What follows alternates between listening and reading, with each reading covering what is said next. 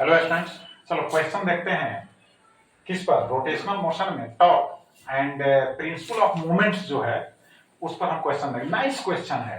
देखो अब इस क्वेश्चन का फंडा क्या है। देखो यहाँ पर वाल है, यहाँ पर वाल है, अब यहाँ पर भी स्ट्रिंग है, यहाँ पर भी स्ट्रिंग है। एक नॉन यूनिफॉर्म रड है जिसका centre of gravity mid point पर नहीं है बल्कि यहाँ पर है, थोड़ा लेफ्ट साइड की ओर है, तो इंड से है ना नजदीक है, इस इंड से नजदीक है। तो देखो ये जो डिस्टेंस है डी है, वेट जो है इसका एग्जिस्ट कर रहा है रड का वेट डब्ल्यू है। अब कहता है find the value of D. तो पहले हम देखेंगे कि टेंशन जो है स्ट्रिंग में यहाँ भी उसको हम स्प्लिट करेंगे, कंपोनेंट्स में हम उसको है ना क्या करेंगे, रिजोल्व करेंगे, तोड़ेंगे। तो देखो यहाँ पर टेंशन क्या हो गया T1, यहाँ पर टेंशन क्या हो गया T2। अब दोनों जो स्ट्रिंग है मासलेस, हम कहा था ना कि स्ट्रिंग का केस आएगा तो मासलेस अंडरस्टैंड करना, उसका मास नथिंग, कुछ नहीं। तो अब देखो T1 का कंपोनेंट एक हो गया T1 cos थीटा, क्योंकि यह एंगल दिया हुआ है थीटा, और यहाँ एंगल हो गया थीटा और यहाँ पर एंगल हो गया फाई। तो यहाँ हो गया T1 cos थीटा, इधर जो कंपोनेंट होगा वो हो जाएगा T1 sin थीटा। अब इसका कंपोनेंट देखो ये फाई है, तो इस डायरेक्शन में जो होगा यहाँ भी तो फाई ही ना होगा, ये और ये, तो ये हो जाएगा T2 cos फाई, और इस डायरेक्शन में जो होगा T2 sin फाई। तो पहले हम यहाँ पर लीनियर इक्विलिब्रियम के कंडीशन को देखेंगे। लीनियर, तो लीनियर इक्विलिब्रियम का मतलब है कि upward total force is equal to downward total force. तो अपवर्ड कितने हैं 2, T1 cos theta plus T2 cos phi is equal to हो गया weight of the rod W, equation number first. और नेक्स्ट देखो, अब देखो एक और है इक्विलिब्रियम का कंडीशन, यहाँ देखो T1 sin थीटा इधर है और T2 है ना sin फाई इधर है, तो दोनों आपस में क्या होंगे, इक्वल। तो इक्वेशन नंबर हो गया 2।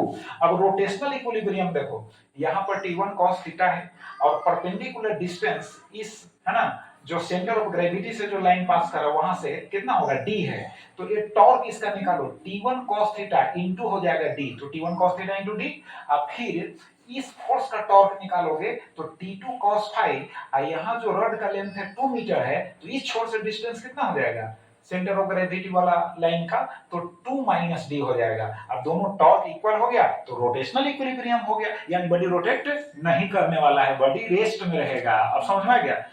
तो अब चलो करना क्या है कि डिवाइडिंग 3/2, इक्वेशन 3 को 2 से डिवाइड करेंगे। तो देखो cos theta by sin theta, cos theta होता है cos phi by sin phi, है ना, cot फाई होगा, यहाँ T1 कैंसिल, यहाँ T2 कैंसिल, तो हमको आ जाएगा d cot 36.9 degree is equal to 2 minus D cot 53.1 degree.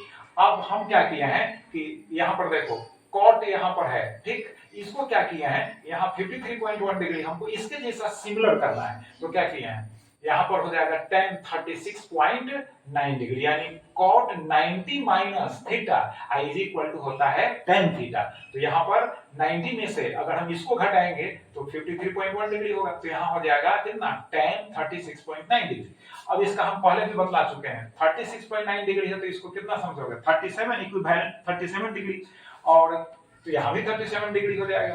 तो यहाँ हो जाएगा एक ट्रायंगल में, ऐसे याद रखो जब 37 डिग्री होगा एक्यूट एंगल तो 3 4 5 याद रखो, 3 परपेंडिकुलर, 4 हो गया बेस और 5 हो गया हाइपोटेन्यूज।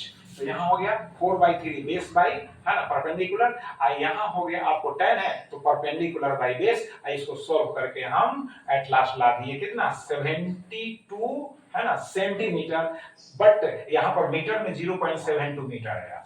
तो अब इसको आप है ना प्रैक्टिस करो, फिर नेक्स्ट क्वेश्चन के साथ हम नेक्स्ट वीडियो में मिलेंगे। Thank you.